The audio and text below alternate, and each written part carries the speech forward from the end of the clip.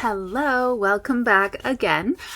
It is Friday night, and I decided that we will finish off our last two chapters because tomorrow I'm going to be out of town, and it's just going to be a little hectic. So I will be back with you on Sunday, and we will begin Entitled, which arrived today.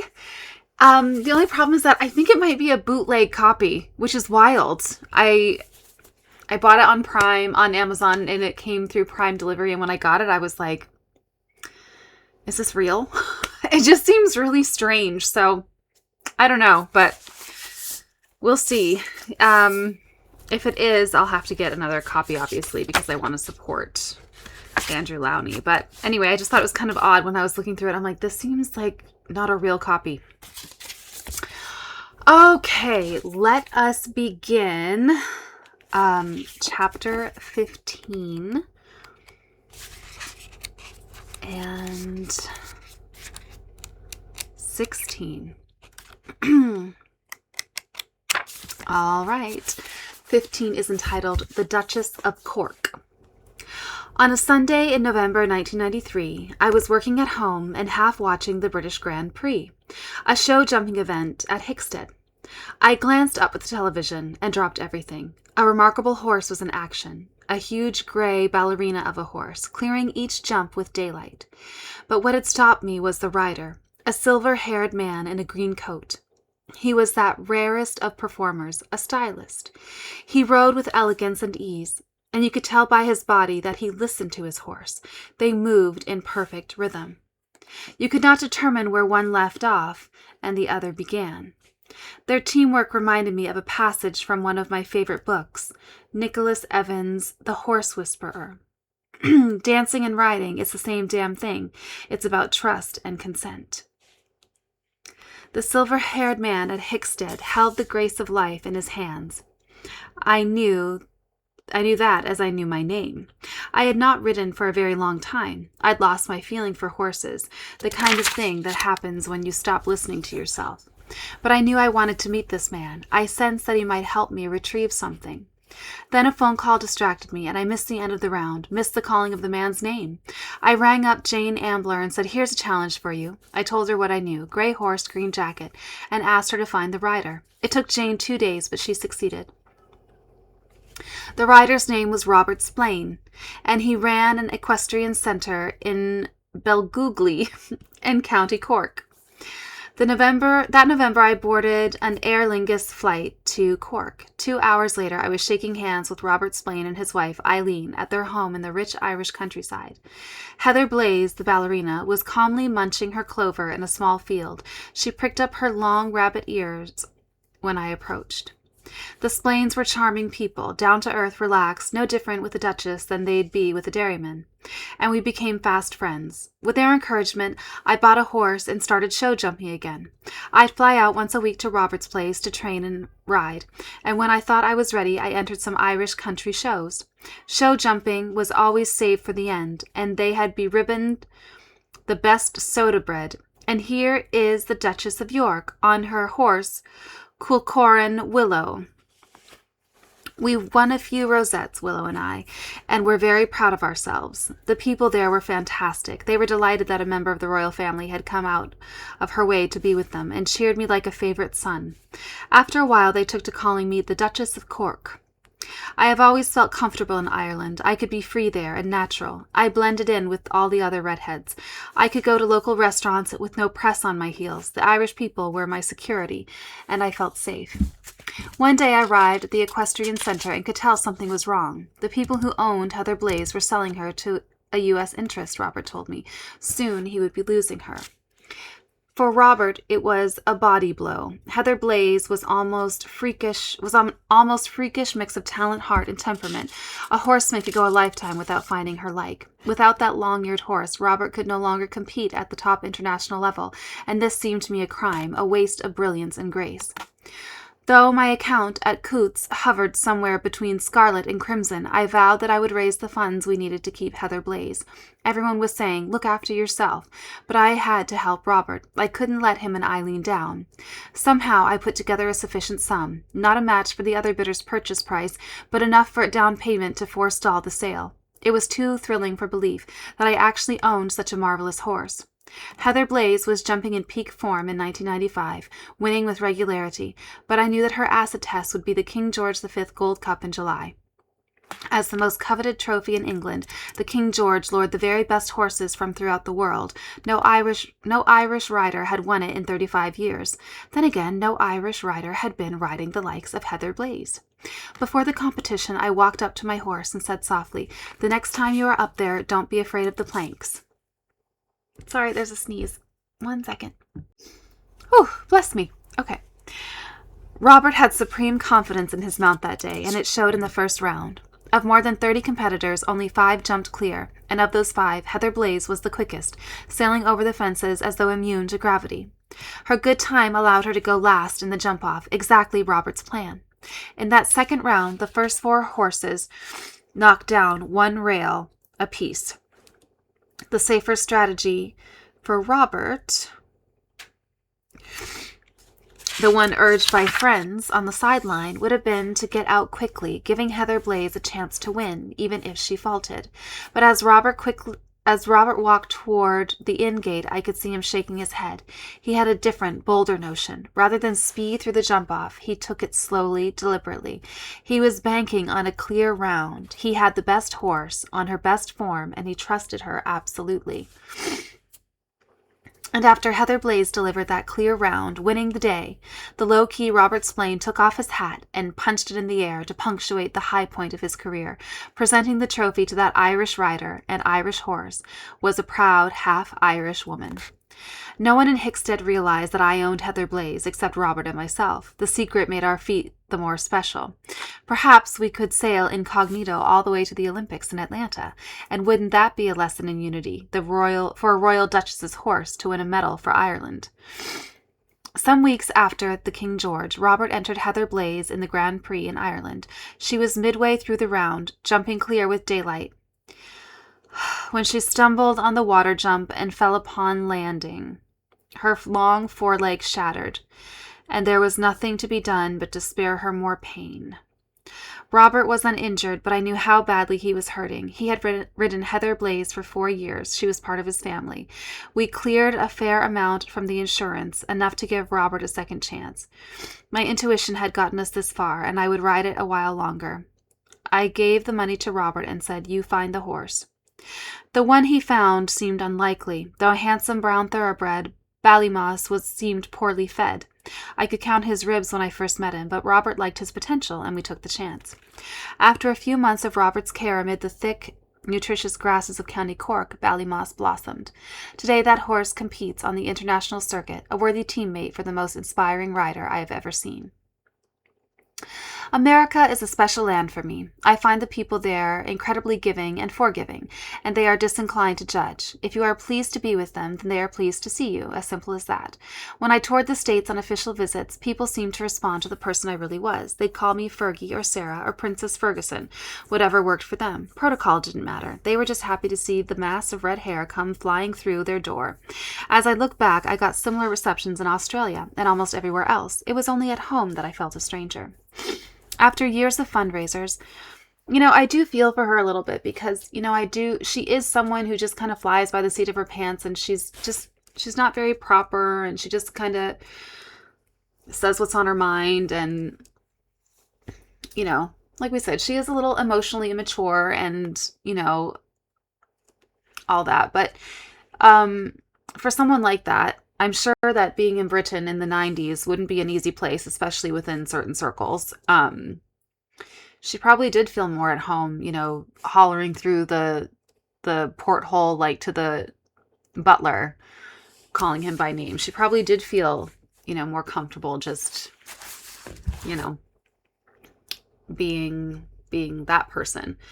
And it would be horrible to be that person by nature and have to abide by all the rules.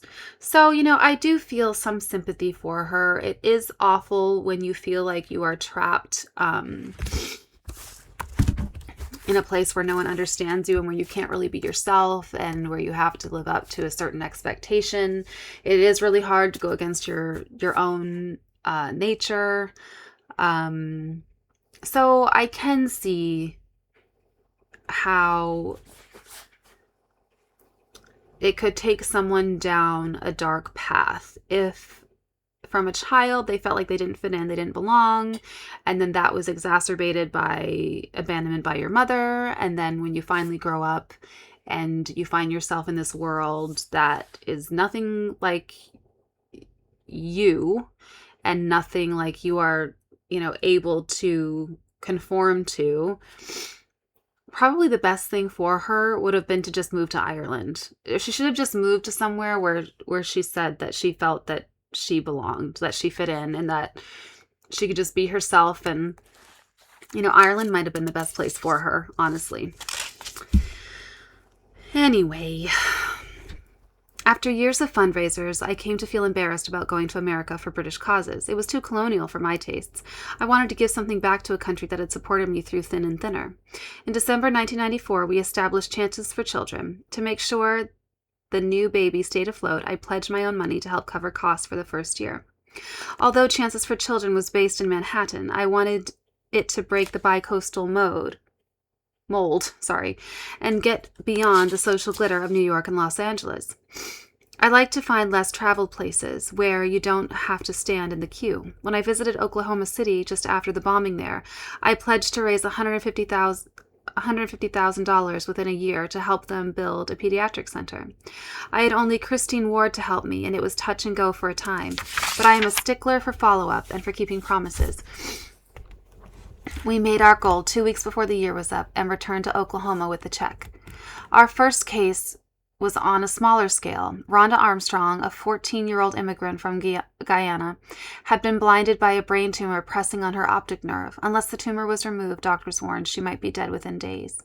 Chances for Children donated $15,000 towards Rhonda's operation at Montefiore Medical Center, where they removed the tumor the size of a chicken egg. A few days after the surgery, I came to visit her. Rhonda had just been moved from intensive care.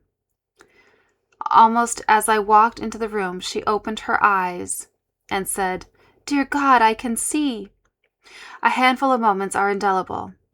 The birth of one's children, the death of a parent. My moment with Rhonda was one of those. We had given that sweet girl an extra year of life.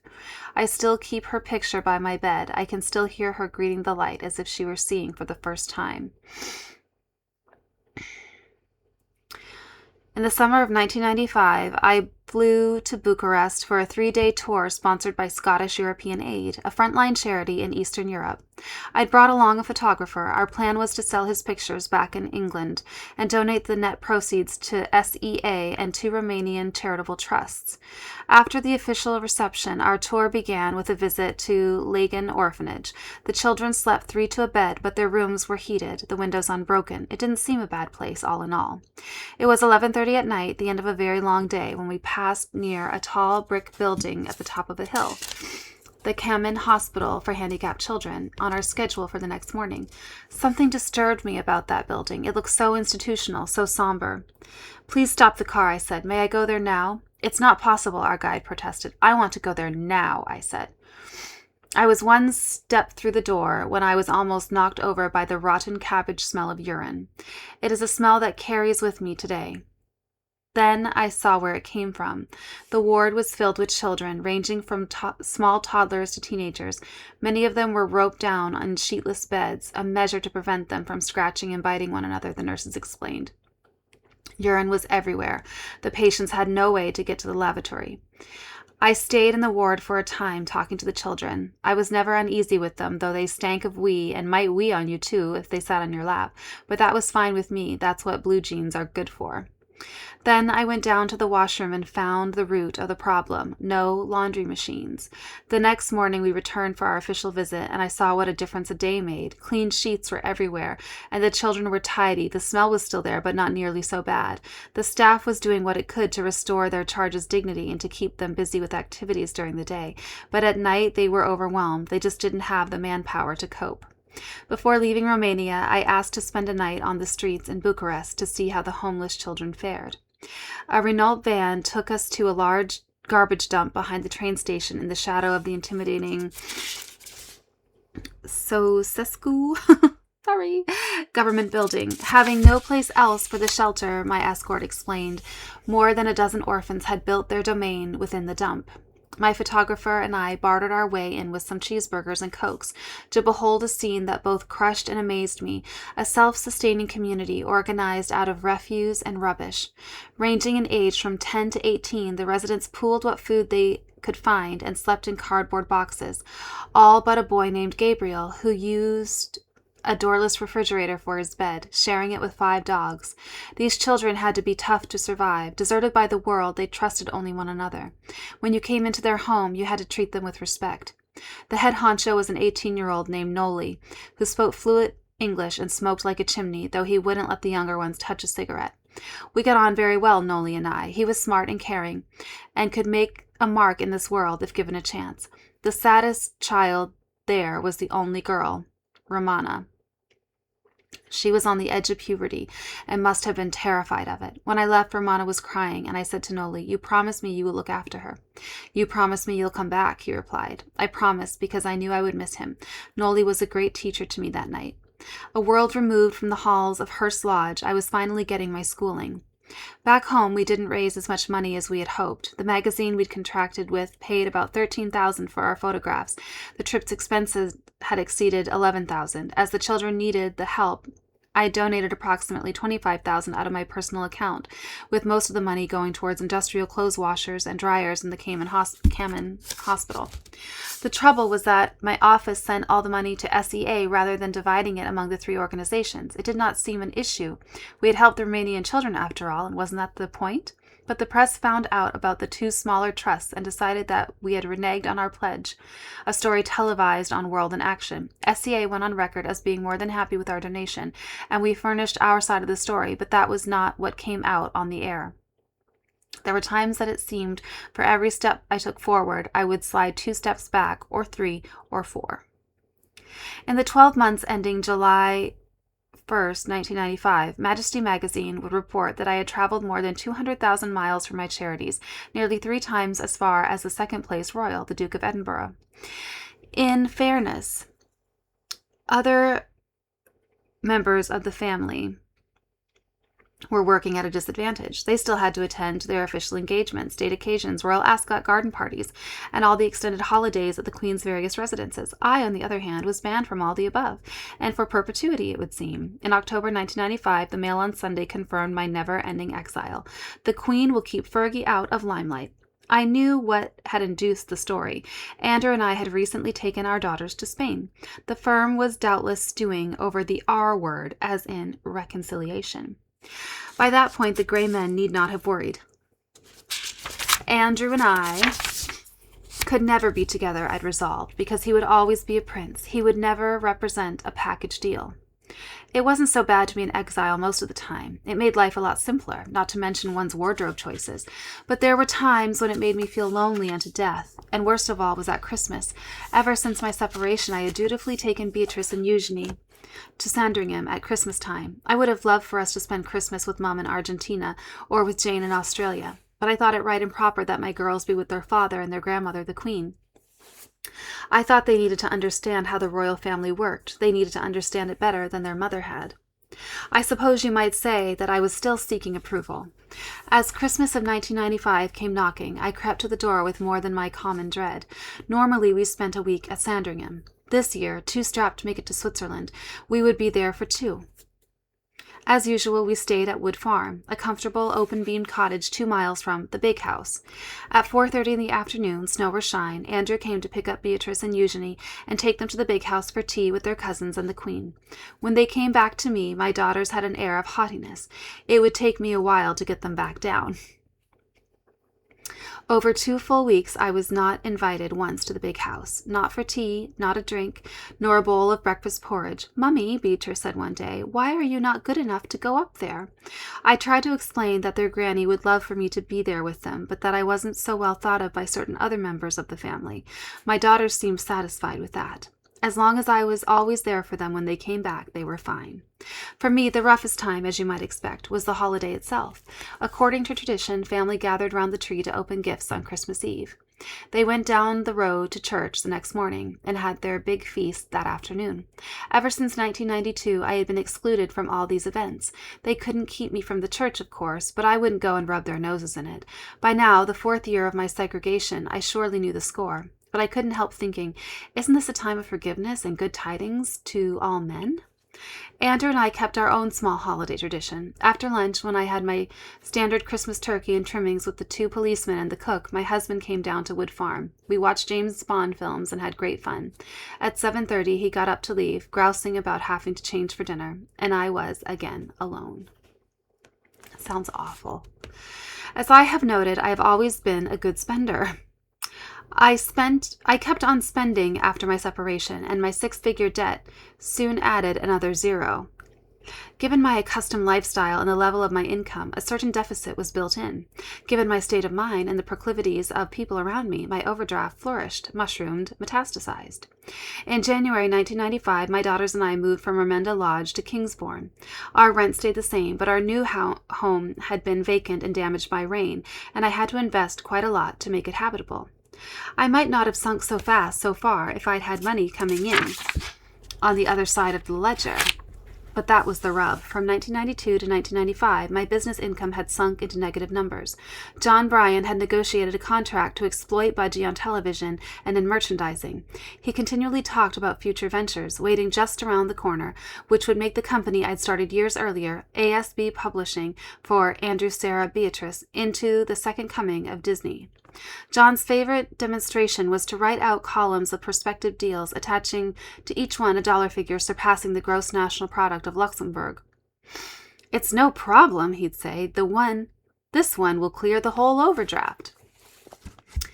It was all very heady and wonderful until I asked a question or betrayed the slightest doubt. When challenged, John would rival the most venerable gray man. "You just got no idea," he would tell me. I would hate getting slapped down, so I stopped asking questions. I wanted to believe that John was this immensely successful businessman who was putting his genius to work for me. With my power of attorney, he didn't even have to consult me before signing a contract, and I thought that was great. It made life so much easier. Except for one problem. John's big score never materialized. ASB generated some small sums but incurred far greater expenses. There was staff to pay, and John would be jetting all over for high-powered talks, and he wasn't the sort of man who flew in economy. At the end, ASB was a 6-figure loser. John left England for good in the summer of 1995, and we would sever our last business ties by August of that same year. By that time, my overdraft had reached the stratosphere. It wasn't unusual for Coots to carry long-term debts for members of the royal family. The bank figured the royals would be good for it sooner or later. And I was the Queen's daughter-in-law, wasn't I? But by late 1995, I might have been pushing the perimeter fence a tad, considering my collateral, which was 0, and my debt, which now exceeded $5 million. Ugh. It so happened that I was getting healthier at the time. I was taking control of my affairs. I had trimmed my home expenditures, been obliged to lay off some staff. On the income side, several strong projects were in the pipeline. I was growing more conscious by the day, and quite sensibly more panicked. It was as if I'd been napping on the railway tracks and bestirred myself with the locomotive 20 yards away. I was aware of the danger, no question, but had I awakened in time? By November, I had to get approval from the bank to issue checks to pay the florist or the florist? What? The florist or the grocer. It's such a different way of life because let me tell you, if I was $5 million in debt, I'd be like, flowers, go pick some weeds. Like, you don't need a florist. Crazy. I seriously thought that I was about to go bankrupt. And it was at that point that I rang an American friend of mine and said, "I am in the mud. I am about to sink, and I am holding my hand out. Will you take my hand?" Where others had wavered or been scared off, this man said he would be there. In return for some future considerations on Budgie, he would try to save me. By December, a rescue was in motion to restructure my debt. By January, a 3-way deal had evolved among Coots, the American group, and myself. The firm assured us that they were with me and supportive of the deal. Maybe that is the point where I should have smelled a palace rat, because on January 17, just before the deal was set, the firm released the following press statement. "The Duchess's financial affairs are no longer Her Majesty's concern. These are matters which the Duchess of York must discuss and resolve with her bankers and other financial advisors. The Duchess's business ventures are conducted quite separately from any royal duties. That statement triggered a bank run on my account. To that point, my creditors might have been anxious. Now they were hysterical, alarmed that they could not collect. Everyone from the butcher to the airlines demanded immediate payment. My office phones rang like a telethon. Stern letters from lawyers flooded the mails. But my American friend held firm through the storm. On January 20, my office made public an agreement, which provides for a solid base for the activities of Her Royal Highness the Duchess of York and ensures the payment of creditors. I still have a big overdraft, but I am paying every penny back. The firm, it would seem, had done its best to torpedo my rescue. It had tried to ram me down so far that I would never break the surface, never gain my own power. But the firm had failed. The rest would be up to me. Chapter 16 is entitled The End of the Beginning. Betrayals are a part of public life, no more to be escaped than zoom lenses or false rumors. I would like to tell you that I've hardened to them, that they are water off my back, but I haven't, and they aren't. It is one thing to be pounded by some anonymous newspaper editor. It is another to be broadsided by someone you have known and liked and trusted as a friend. When I was a newlywed and marooned at Buckingham Palace without Andrew, there was no one kinder to me than Lord Charteris, the longtime private secretary to the Queen. He would dine with me at the Connaught Hotel and hear me out in all my loneliness. He was like a patient, sympathetic uncle. So I was wounded when Lord Charteris made some televised comments to the extent that I was a splendid girl, but basically unsuited to the task of being a royal princess at any time. And I was positively lacerated when my old dinner partner expanded on his remarks in The Spectator in January 1995. Quite simply, the Duchess of York is a vulgarian. She is vulgar, vulgar, vulgar, and that is that. The dailies picked up the quote for the story of their own and came after me in clusters for a response. Everybody's entitled to their opinion, I said. But what did I think of my detractor? I think he is a great man, I said. Actually, I like him very much. I wasn't trying to sound high-minded. I just said it automatically because I do think Lord Charteris is a great man. And when I am 81 years old, I hope to be granted similar dispensation. The most damaging betrayals can come from former employees, if only because they know so much. I am a challenging person to work for. I am quick and abrupt and give my staff a run for their money. When my life caved in on me in the early 1990s, I am sure that I could be quite impossible. But the people who stay with me know better than to take my outbursts personally. They know that I am loyal, and they have shown me great loyalty in turn, and they have held my hand through some very bad patches. They have honored my trust throughout, with two conspicuous exceptions. The first was a butler I had known since my palace days, who had stayed on with me into Ramunda Lodge. After he left my staff, he went straight to the newspapers, and it's just so funny that she's saying people go straight to the newspapers, people go straight to blah, blah, blah, and the first thing she does when she gets a divorce is she writes a book, so I guess she's talking mostly about herself. It's not like she's telling dirt. She's not really telling dirt about anybody else. I guess she is just kind of talking about herself. So we'll give her that. So the first thing he does is go straight to the newspapers. And the papers were so appalled that they tipped me off. They printed 5 lines of his keyhole revelations, enough for me to prevent him from any further disclosures. Anyone entering the royal employ must sign a confidentiality agreement. Theo Ellert was more sophisticated and more harmful. Not Theo. After Children in Crisis was recognized in the summer of 1994 and she was asked to take a different position, Theo quit instead. A few months later, she sold her version of My Intimate Secrets. Fergie says bald men are good in bed to the Mirror for $15,000 to fund her latest charity. Then she set up a number where people could call in and eavesdrop on 2 gushy recorded messages I'd left for her. 49 pence a minute. Given my sensitivity to phone taps and spying proctoscopes, that last piece of ingenuity really upset me. I did not need this. I already had London's top investigative journalist bringing to ground my Romanian manicurist in New York. How does she treat you? Or spending days to ascertain whether I packed tissue paper in my suitcases. Nothing was apparently too vacuous. or trivial to arouse the tabloid press, which meant that I had nothing to myself. My very essence was being held up to the light and poked at with sharp sticks. I have to say, like, that is awful to be like, okay, here's some voicemails that she left me. Like, that is low. The terrible thing about living in a fishbowl is not just that people are watching, but that they distract from what you need to do. Theo sold our friendship to the press at a fragile time for me. While I'd made progress on my slow road to self-awareness, I still had far to travel. I needed to keep looking inside myself and more deeply than before, but the observation deck was getting rather crowded. And that was before my dear father elbowed his way aboard. In October 1994, excerpts of Dad's new autobiography, The Galloping Major, My Life in Singular Times, should that go on the reading list? Were published in the tabloids. In addition to sundry nuggets of polo lore, Dad's had written a fair amount about his celebrated younger daughter, the kind of material he needed to earn a sizable advance and to cover some pressing debts. The Galloping Major took on the backbiting toadies at the firm. It also weighed the trials of being a Windsor wife and speculated about my future with Andrew. That book left me feeling totally forlorn, irretrievably alone. It wasn't the content of what Dad's had written. It was the fact that he had traded upon our relationship for a few £1,000s without so much as consulting with me. He had taken my most cherished possession, my privacy, and auctioned it off as though it were his seignorial right. "What do you want me to say?" he asked me after realizing how upset I was. "Nothing, Dads," I said wearily. "There's nothing for you to do." When you war with a parent, you lose twice. First from the conflict, then from the alienation. You are cut off from a person who gave you life. You are cut off from a person of yourself.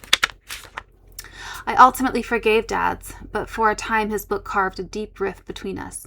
We were still estranged in January 1996 when I visited Qatar on the Arabian Peninsula. The Emir invited me to return in March for their annual Festival of the Horse, and most intriguingly to ride in the International Qatar Horse Marathon, popularly known as Desert Storm. This was not a proposition to be taken lightly. The race, I knew, was one of the most grueling in the world. It asked everything from rider and horse alike to go 26 miles over sand, with more than $100,000 in prize money. The marathon drew the Middle East's most experienced jockeys, professionals who trained all year to withstand hours of competition in 100-degree heat. I was reasonably fit at the time for my workouts with John Salzman, but I wasn't riding fit. I had not been on a horse since Heather Blaze died. It felt too sad to go back to Ireland. Plus, I had pared back my hobbies to save money. Still, I was tempted by the Emir's proposal. If I rode, an oil company would sponsor me and donate a significant sum to children in crisis.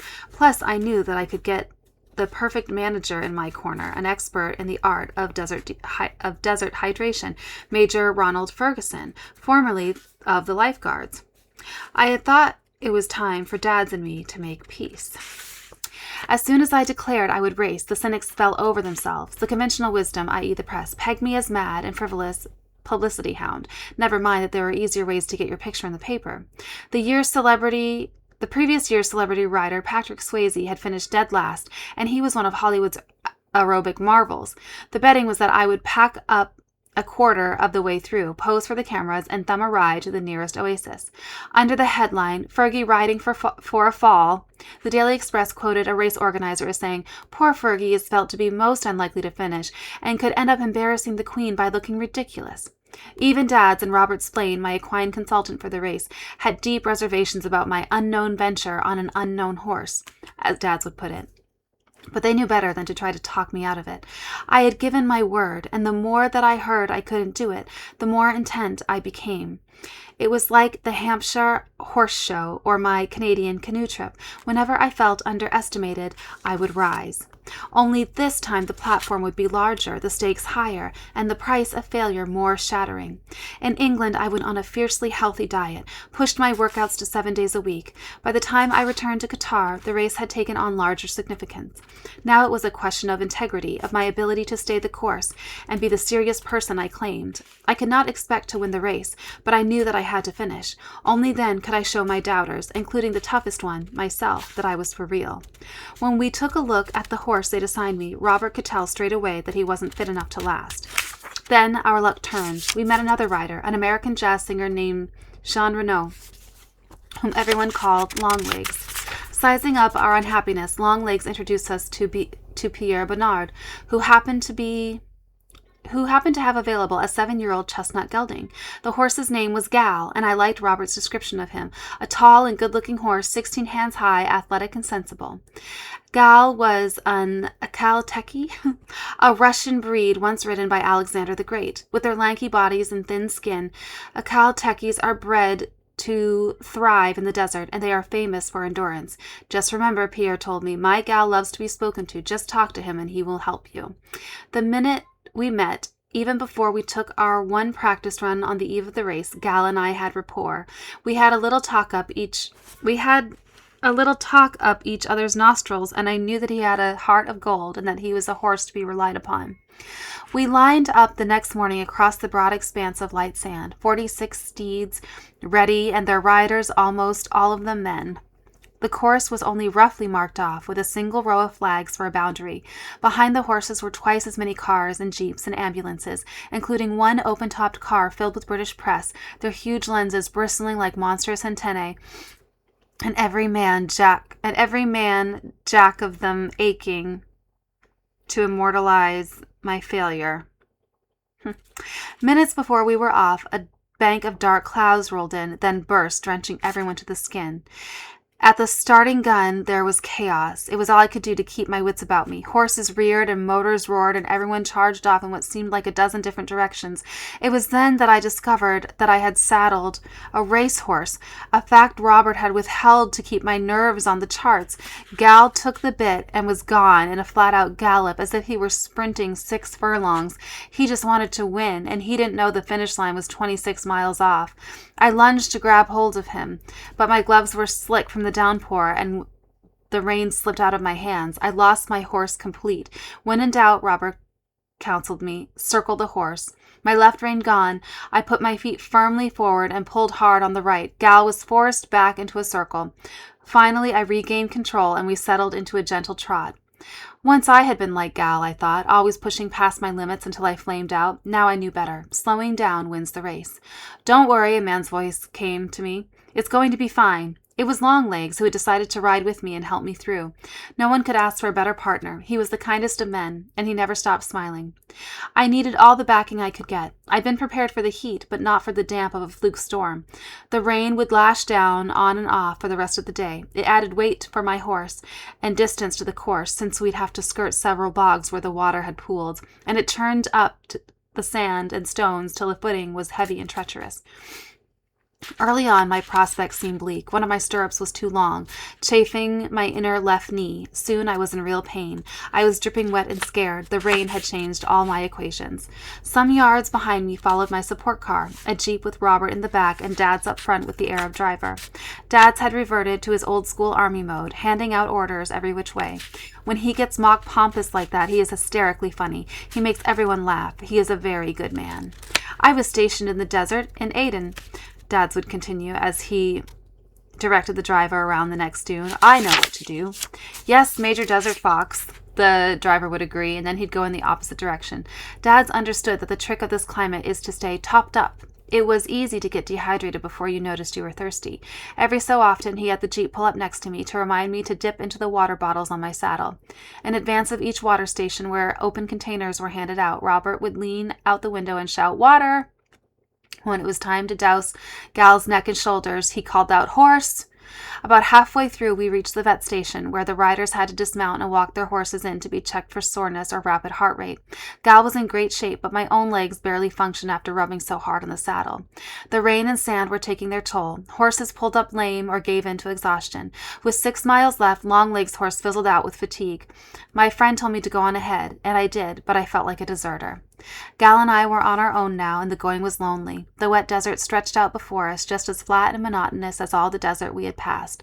The whole universe was brown. Would it never end? 3 miles from the end, Gal slowed from a trot to a walk, then a slower one. Each step was more labor than the last, and then Gal stopped. "I don't want to go on," my horse was telling me. "I am tired." I was used up myself, but the thought of quitting repelled me. I was part of the team of 8 riders, and I could not let the rest down. I had to pass the line. Something terribly important depended on it. But neither could I be cruel to my horse. I could not, would not force him.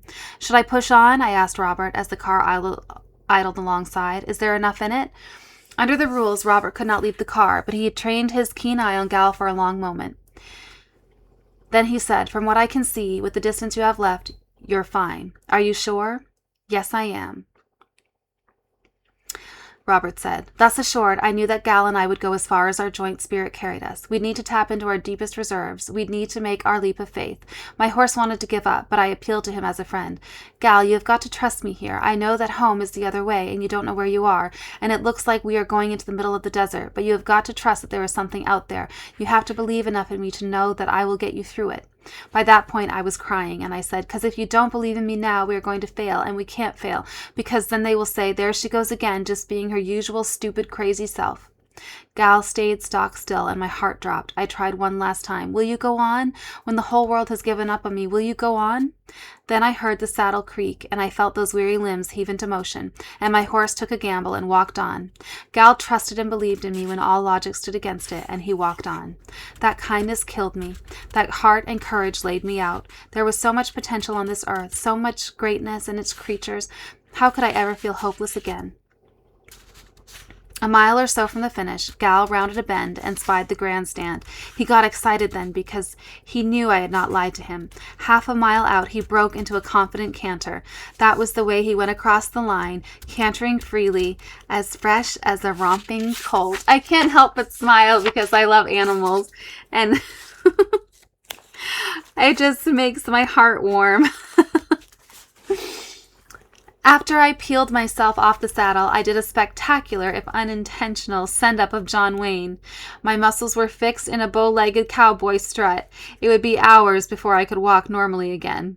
I made sure Gal drank first, then I took my turn. I wanted to take care of that horse forever.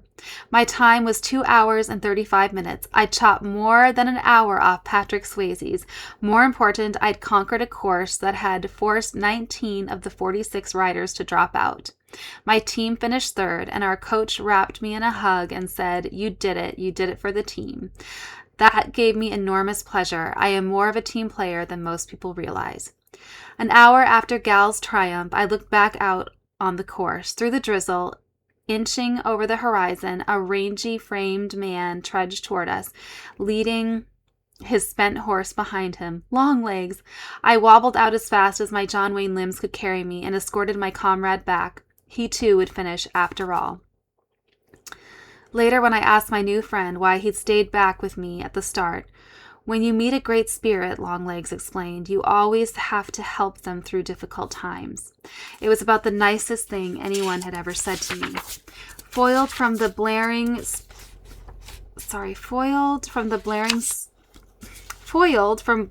the story it had counted on, the Daily Mail would make the best of it the next morning. She was 25th out of 27. That's a cheap shot. But that, I will tell you, was water off my back. How could I fret about a headline when my dads and I were friends again? He had been so gallant all the way through, standing up and taking charge of things. He had been a real father to me. It filled me up that I'd prevailed with him watching. No son, I thought, could have done any better. Now, when I finished, Dads came up to me in tears and told me how proud he was and that he wished the world would just know how much I had achieved there. That meant something, for Dads was a horseman's horseman and not easily impressed. And I knew then that he had never meant to hurt me, and we were healed.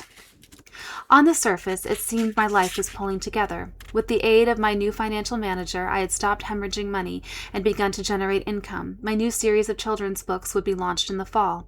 Children in Crisis was running smoothly and would raise close to $4 million in fiscal 1996, and I was free of entanglements in the romance department, a mixed blessing to be sure, but one that lent a certain calm. But even as my life became simpler and more reasonable, I'd fallen prey to the black dog, to use Churchill's pet name for his depression. I was like the soldier in the foxhole who alone survived the firefight, lost, benumbed, wondering why I'd been spared, and for what? My journal entry for March 11, 1996, a week before I went to Qatar. It appears to be a vacuum inside, a hollow tube, a dark corridor with no open doors. It is not fear, it is a hollow, dead space of coral, floating lifelessly, aimless. What are the true feelings within? What is the path? The pain is just far too great. Perhaps the word is not to care. Perhaps to give up and say it is just too much. But I care so very much about everything and people's feelings and attitudes. I'm really tired of worrying. I am so very tired of this long and arduous battle. Maybe the best is just to give up and realize I am in the wilderness, alone, frightened, and very confused. The best I can do now is to allow this unbelievable pain inside to be there, feel it, and embrace it.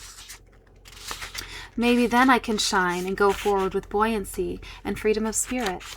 Going forward would take all of my courage and something more, a clarity and closure I had yet to attain. 4 years after my separation, I remained in limbo, legally, financially, emotionally. Neither Andrew nor I wanted to make the decision, but we could not rest on the fence forever. We had to go one way or the other, either reconcile or part, and the cards were all stacked on one side of the table. It would be hard to divorce Andrew. We had no animosity between us. If anything, we were better friends than before. I had to lose my prince, it seemed, to rediscover the man. I might never find another to believe in me as Andrew did. I knew, too, that my husband would not have denied me if I had asked him to try again. Unconditional love is like that. It is always there for you.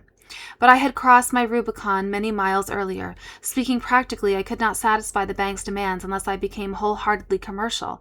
As a separated mother with 2 children, I had a goal to be self-sufficient, and I could not get there as a member of the royal family. There were too many things not done, from endorsements to feature film projects. My freedom had been too hard won to relinquish. I needed to fashion a career without wavering or apology. In the end, though, my decision wasn't swung by the bottom line. Life as a princess was just too much for me, and at the same time too little. I wanted more from a marriage than a prince could offer. I wanted a companion who would give me 110%, and I would give the same. But you cannot ask that of a man whose mother was a monarch. You cannot press a man for whom duty must come first, and second, and third, and fourth as well. Had Andrew not been quite so high-born, it might have been different for us, but the facts were the facts. Still, I could have given in and gone back to him. Though the gray men would have gone psychotic, there were limits even to their power. Andrew and I would simply have told the Queen, and that would have been that. But soon we would have killed each other's souls, for I could not accept the antiquated system that ruled a royal's life. I would not let myself be judged by all the Queen's men. Not then, not now, not ever. It had taken a small eternity for me to come to these terms, to understand what I was doing, but once I learned something, I was never one to fiddle around. I told Andrew it was time, and we agreed to do it quickly and quietly. That Easter, the girls and I stayed for 6 days at Sunninghill with their father. We painted eggs and had treasure hunts, all the usual things, and much of the time we simply relaxed at home. We had 2 sensational children, Andrew and I, and it never hurt to be reminded of it. If you had to end a marriage, this was a good way to do it. On Thursday, April 11, I left Sunninghill in a flood of tears. I would be a spigot all day long. Andrew was outwardly unemotional as he saw me and the girls off in the car. His own turn would come later. I had to steel myself to sign the gray document. My hand felt like some lifeless machine as it made the familiar scrawl. You are doing the right thing, my head told me, but there are certain acts you can't be sure of until after you have done them. I was skydiving that day. I had checked my chute a dozen times inside the plane, but who knew for sure that it would open when I needed it, when the ground would rush up to receive me. Barely an hour later, my daughters and I were on a plane for Switzerland. I needed relief from the negativity of England, and the mountains were the place to be. Their strength would prop me up, and they'd provide neutral turf for meeting the press when the time came. The following Tuesday, Andrew rang me in Verbier. In 2 hours, the press would be notified about the divorce. I am so terribly sorry, Andrew said. I wept as I listened. Andrew was still knocking me off my hinges. He'd been doing it ever since I'd first pulled up to Sandringham, beset by gravel fever, when he'd ambushed me with a kiss. On Wednesday, April 17, 29 uncontested divorces were processed at the Family Division of the High Court in London. At the bottom of the list was this one: HRH, the Duke of York versus HRH, the Duchess of York. A week later, Andrew and I would have dinner with both lawyers and their wives at a restaurant near Windsor. We were setting new standards for amicability. Andrew drove out to Portland on the 17th, while the children and I stayed on at Verbier in Patty's chalet. He had given us the run of it while he was away. I was making a conscious effort to be strong. The divorce was just a piece of paper, I told the press on the slopes that saddest day. And our children were happy and secure because they know their mother and father are the bestest friends. And I'll take each day as it comes. Each day is a new day. But the cameras dug deeper than any spoken query, and the stress in my face streamed out of the photographs in the next day's papers. The divorce was a big-time shock, the biggest of my life. I cannot describe the sheer pain of it. It had been building within me all week, and Andrew's phone call had burst the dam. Back home at Kingsbourne, I plunged into melancholy. I was wretched, inconsolable, well past hysterics, not far from a coma. I had found my peace of a sort, the peace of the dead. I managed to get my children dressed and off to school, and rocked in my chair, lost in the feeling of nowhere. My staff would see me rocking and ask if I wanted a cup of tea, and that would be my big decision for the afternoon. It didn't have to be this way, I kept thinking as I rocked like a dead person. That seems like a strange analogy. As I rocked like a dead person. This didn't need to happen. When Andrew first came to me, he was my total hero. For somebody who needed an awful lot of love, he served. He had taken a girl who was terrified of life, and he'd said, "You can do it. You're all right. Go on. You can do it." He never told me to trust myself, not in so many words, but by his actions he'd given me faith to carry on. And now he was gone, leaving this great hole inside of me. He'd left a pain too large to run from any longer, and the pain was now all I had, all I was. It was the pain of being born. By itself, the divorce was just a pebble. I had been stoned by larger, sharper rocks, and lived to tell the tale. But the pebble set off an avalanche.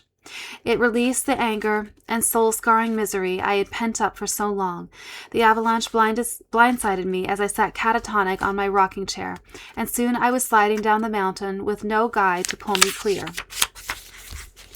Consciousness was a new medium for me. I would still get sidetracked into alleys of self-hatred or dead ends of regret. I still blanched at my old behavior, but there was something else rattling around in there, a new glimmer of understanding, even a hint of self-love.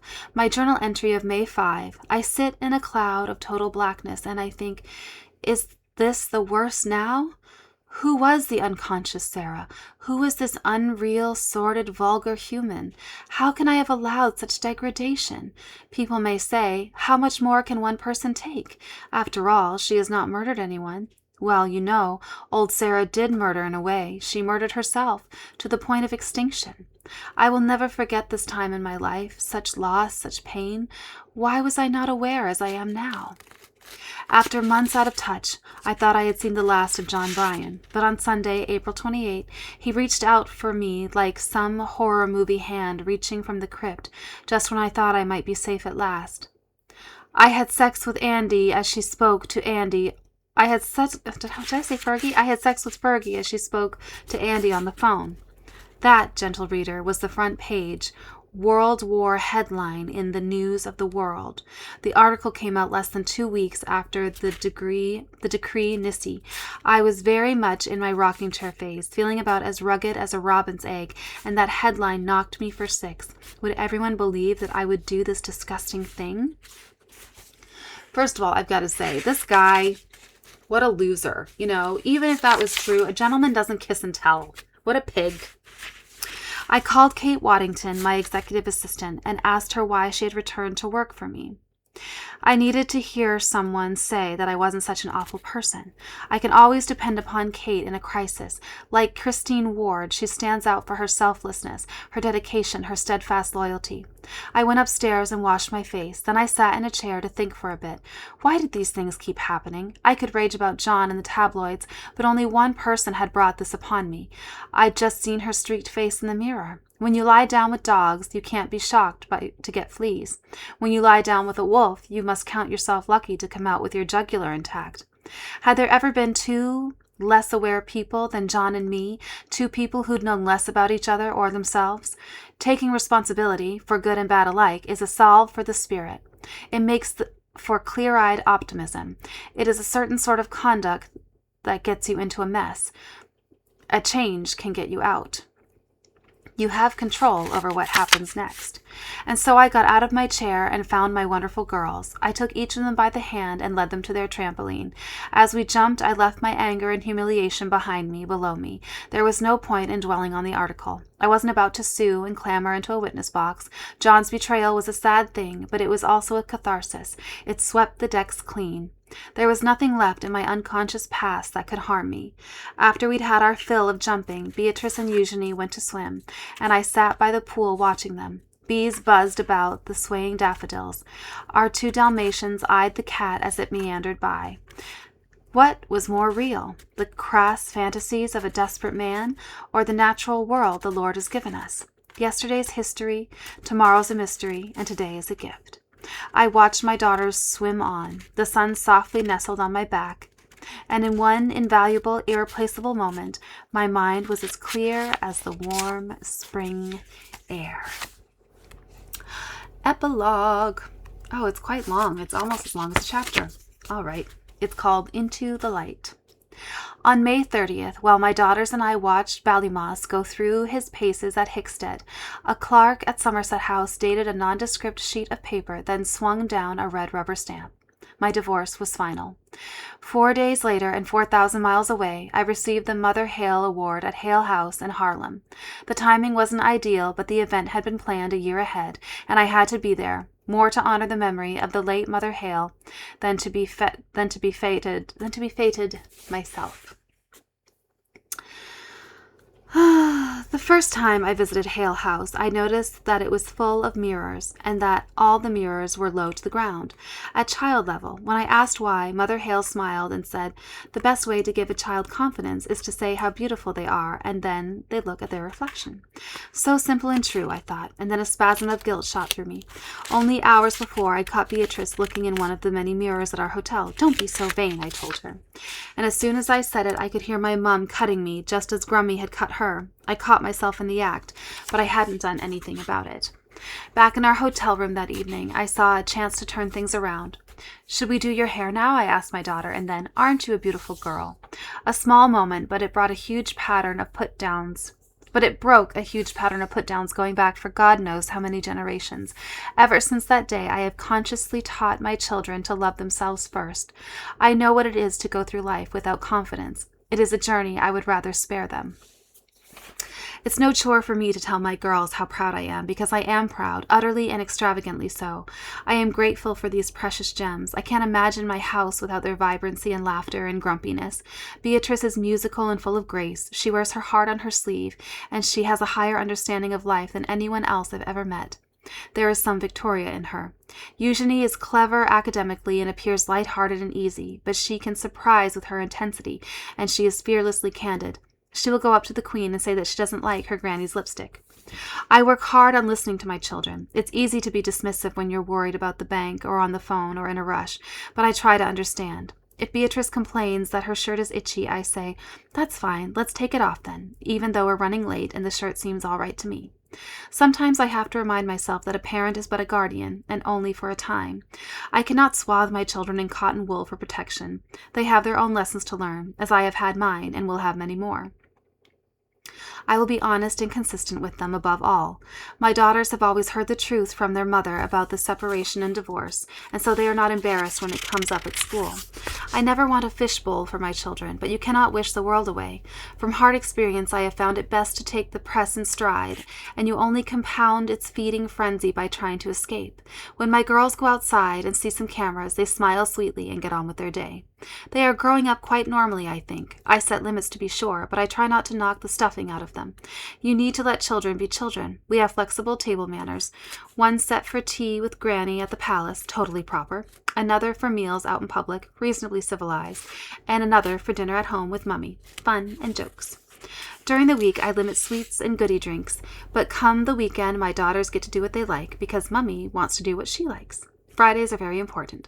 I pick them up from school and we go straight to the video shop and rent out a clutch of movies. They get an ice cream and then it's home.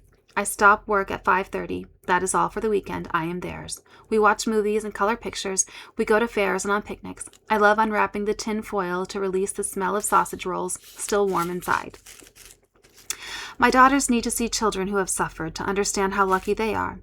When we held a party near Kingsbourne for children in crisis, they got to meet a remarkable boy from Chernobyl. At the age of 7, Igor was barely 2 feet tall. His legs were like little flippers. He had only one arm, which he used to move himself forward. My children took him down to the garden, and off they went. Igor was just one of the gang. Later, when they asked me why Igor had no legs, I tried to explain about nuclear radiation and the children of Belarus, about how their enemy was the air they breathed and the milk they drank and the vegetables put on their plate, and the only alternative was hunger. Children in Crisis coordinates the World Appeal for the Children of Chernobyl. It will be one of our major concentrations in years to come. 10 years after the nuclear disaster that resulted in radioactive fallout 100 times greater than that of Hiroshima, more than 800,000 children in the Republic of Belarus remain at high risk. They are prone to a grotesque litany of diseases, leukemia and other cancers of all kinds, birth deformities and Down syndrome, thyroid problems and anemia, mental sickness and blindness.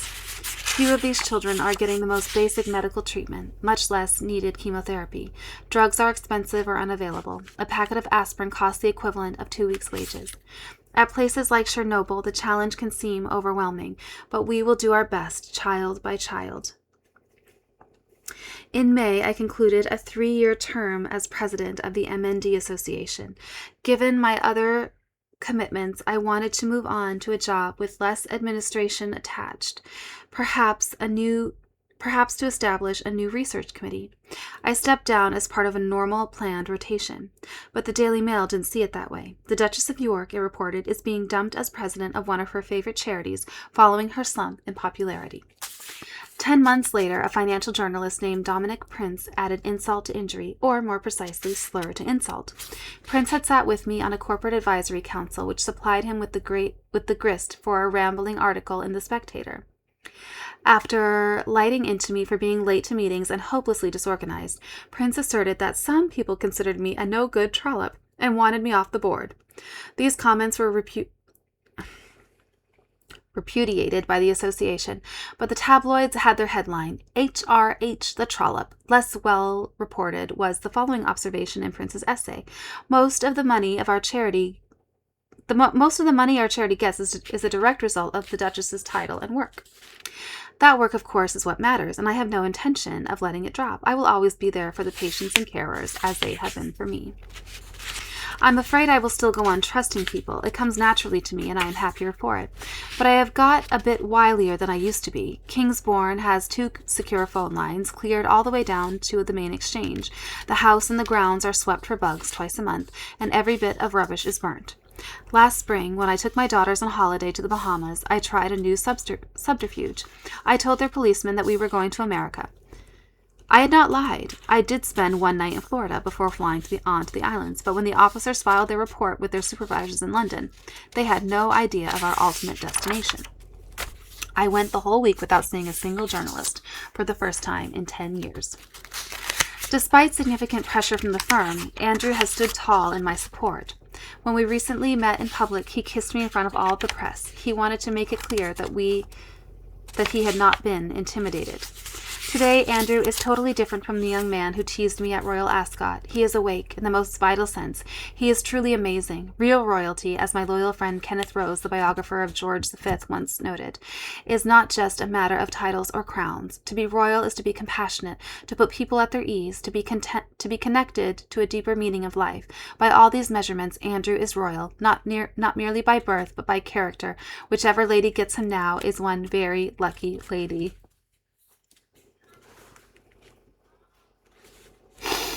Oh my lord, that aged like milk.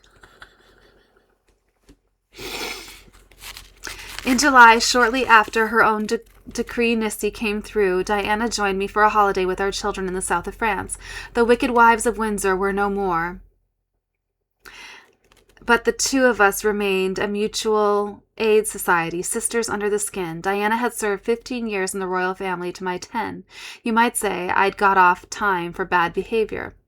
Based on Patty's vacant villa in the provincial hills, where magic comes up with the sun, we decompressed.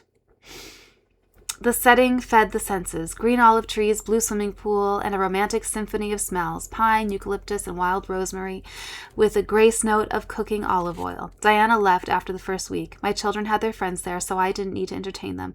For 5 days, I would lounge alone by the pool in this nirvana, my every creature need met, my external world quiet and complete. Nothing to stop me, in short, from freaking out in style.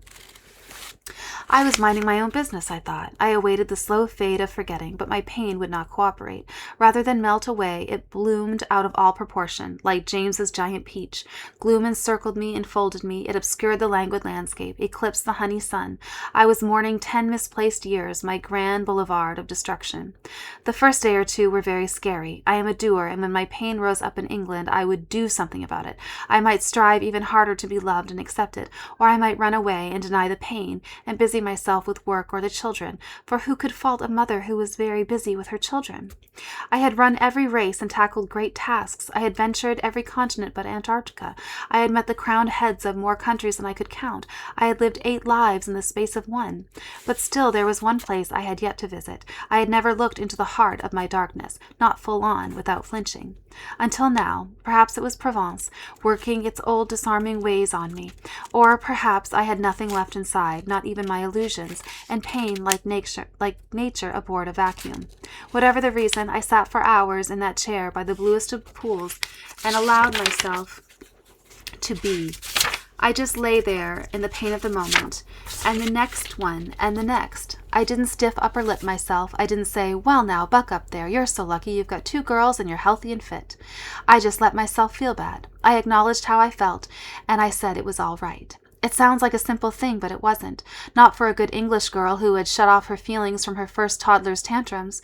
It was the hardest thing in the world at the start, but at the 3rd day of the But by the 3rd day, the pain had gained its own momentum, and I lost all thought of flight. I bounced off the high board and gave myself to gravity.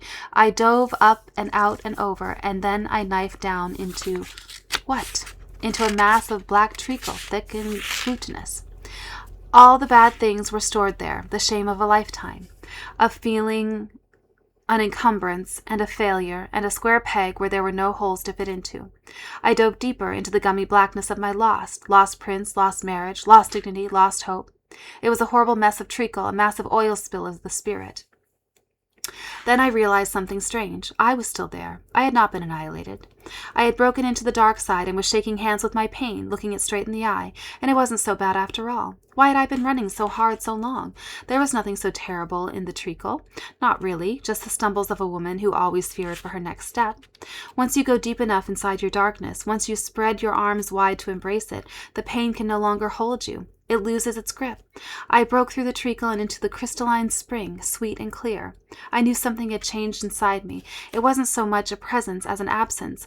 All the churnings I had carried, the angry static, the dark voices were gone. The silence was overpowering. There was no one to tell me that I was fat and ugly and worthless. There was nothing inside me at all.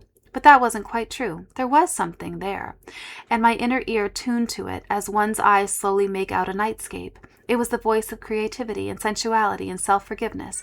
It was the part of me that knew I needed others and their love and wasn't spooked by that fact. It was the very best part of me, the voice I came to call my female, and only now was I hearing her out.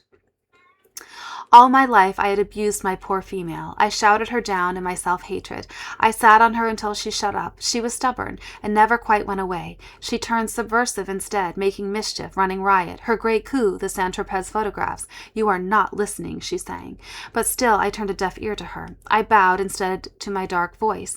It was the devil that I knew, I suppose. I ignored the gentle rapping at my door. But now that our dialogue had opened, I could not get enough of her. I sat by that pool and simply listened. I breathed in and out and enjoyed the calm. There were times for doing and times to receive, and now I could relish them both. It gets prehistorically dark in Provence at night, which used to make me anxious, but after my swim through the treacle, my old phobia flew off, and I haven't felt a twinge of it since. I am easier with myself these days, more forgiving, more content. I have learned, for example, that there is life after cellulite. When I'm in the company of a model, I don't wish to have her figure. I've got my own, and it's perfectly nice. It's me, after all. I still punish the exercise bike for extra 30 minutes, but I also allow myself an occasional bowl of pasta. I still fantasize about running along the beach in a black bikini, partner included naturally, but it's no longer the be-all and end-all.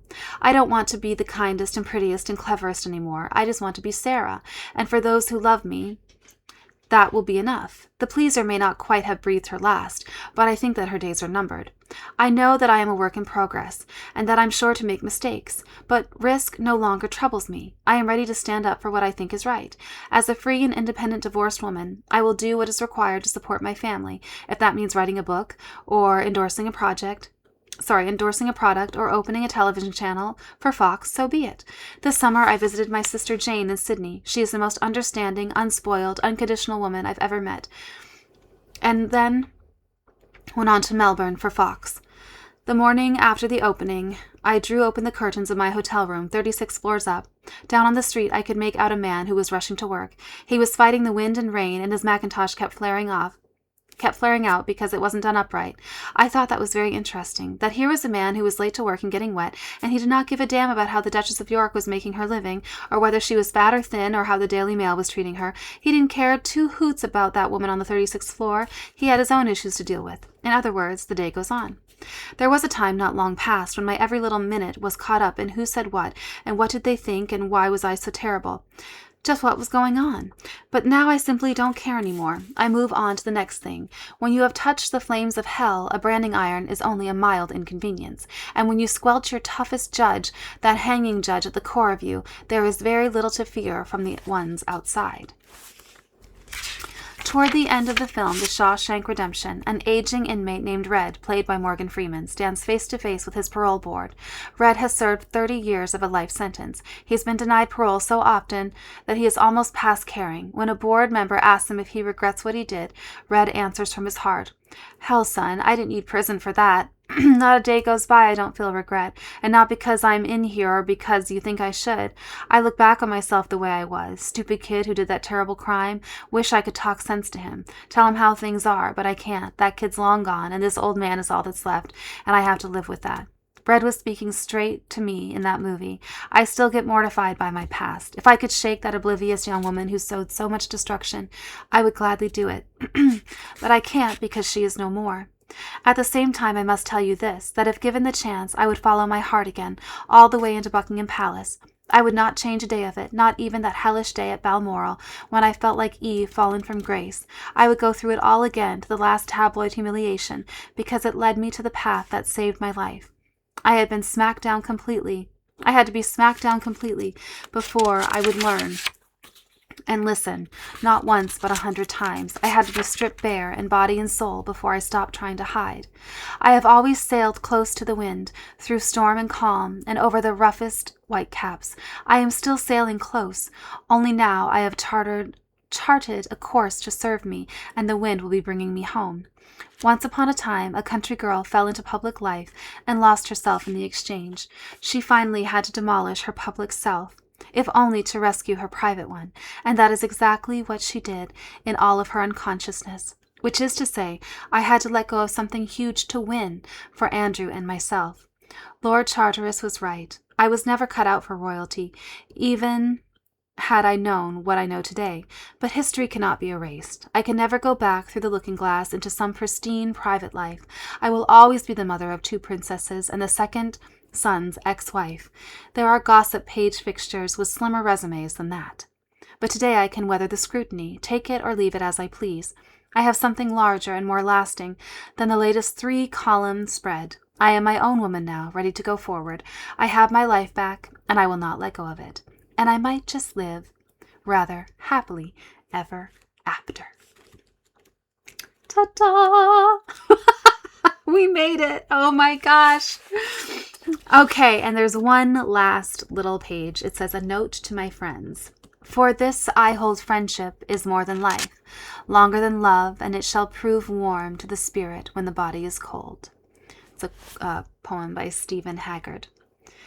To you, my friends, and you know who you are, You remain steadfast in your belief in me. You are worthy of far more respect than a line on this page. I honor your selflessness, dedication, and loyalty. I admire your kindness and integrity. I thank you for the greatest gift of all, the gift of friendship. Sarah, the Duchess of York. Ta-da! Oh my goodness. It is done. I'm so pleased. Okay. So tomorrow will be a day off. Go enjoy yourself. Have the best time.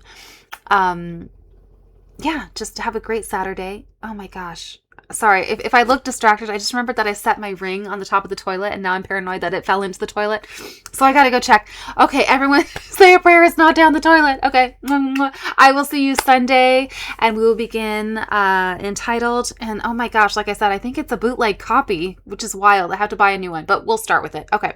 Anyway, I hope you have the best day tomorrow. Do something fun. Take some time out for yourself, for your family, and I will see you soon. Bye.